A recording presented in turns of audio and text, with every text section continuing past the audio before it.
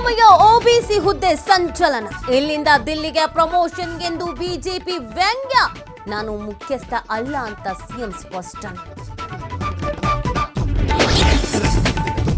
ಶಾಸಕರ ಜೊತೆಗೆ ಮುಂದುವರೆದ ಸುರ್ಜೇವಾಲಾ ಸಭೆ.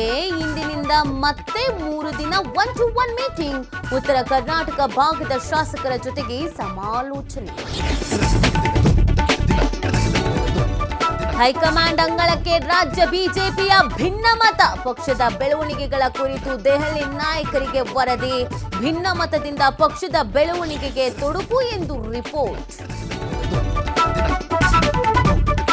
ರಾಮನಗರದಂತೆ ದಕ್ಷಿಣ ಕನ್ನಡ ಜಿಲ್ಲೆ ಹೆಸರು ಬದಲಾವಣೆಗೆ ಆಗ್ರಹ.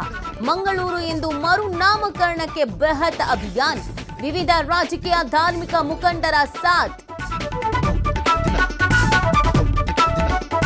ತುಂಗಭದ್ರಾ ಡ್ಯಾಂನಲ್ಲಿ ನೀರಿನ ಮಟ್ಟ ಹೆಚ್ಚಳ.